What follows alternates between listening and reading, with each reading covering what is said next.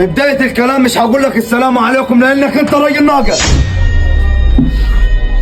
صدق انت عيل مش تمام ومش مترباي. لما تضرب بيت نسيبك كده، فين التربية بتاعتك اللي علمها لك ابوك؟ صدق انا نسبت واحد ناقص. صدق انت اللي راجل ناقص، لا انت ولا بنتك تعرفوا حاجة عن الاصول ولا تربيتوا عليها اصلا. وبعدين اقول لك حاجة، بنتك لما تطلع في نص الليل وتسيب العيال والعيال يتلدعوا في النار وابقى انا راجل في معيشتي كله دي ليا عشان خاطر يوميا ما اكلتهاش ولا شربت، بقول لها كلي في الاكل اللي التلاجي اللي هو العدس والبسلي. يعني حرام ناكله من اكل الناس الفقاره، ما كلنا فقاره يا اخي. وبعدين اقول لك على حاجه، بنتك لو هتعيش على المستوى اللي هي فيه دي هتبص تحت رجلي ما تلزمنيش تاني وهي طالق من دلوقتي. انا قلت لك يا اخوي الجوازه دي بلاش منها من اول، انت اللي ما تبعتنيش. بس احنا فيه الطماطم الحمضاني ترجع لصاحبي وهو صاحبي. طماطم الحمضان ترجع لصاحبه وماله بالتأشيلي حدك مموت، بس تزلش لاخوك.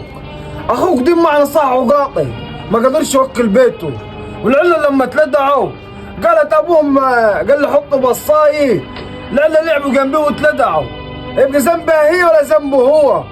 وانت يا عم قاعد تتكلم، ده انا مشتريك عن اخوك. قلت ريتي لا انا نسبت عمرو، لا انت شاب رجولي الا تيجي تغلط في، يبقى انت عيل واطي. واطي والله ما في غيرك الواطي. عارف ليه؟ لما بنتك تسيب البيت في نص الليل عايز الناس تقول علينا يعني مش حاكمين حريم، عايز الناس تقول علينا يا اخي. ما تقول حاجه جوزي. جوزي يقول ايه للراجل المدلدل؟ لما بنتك تبص تحت رجليها وما تبصش لقدام عايز نعمل لها ايه؟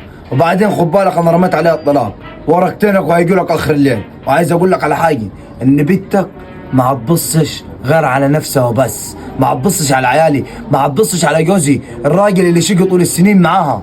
يا اخي ده المفروض الواحده تستحمل جوزها على الحلوه وعلى المره. ورا حلوه ولا مره اطلع احسن بديك بالمركوب، واقسم بالله كلمه زادي اوكلك المركوب. وانت يا عم مالك صاحب الكلام دي. انت غلطت غلطتين، اضربك بالمركوب واوكلك المركوب ده ما حدش عملها قبل كده عشان تحط في دماغك. سامحوا عليه المره ده يا اخوي. لا وبعدين ماليش صالح دي ازاي؟ هيقول لي ماليش صالح. طب انت امسك كده، امسك بس خلاص يا اخوي كفايه. انا مره بنتك دي قسما بدين الله ما القاها تاني في البيت عندي على طلاق اجيب لها الاخر، واديني ضربتك يا راجل يا ناقص. عارف ما هتفتح بوقك تاني لا هنرجعوا لها راجل ناقص.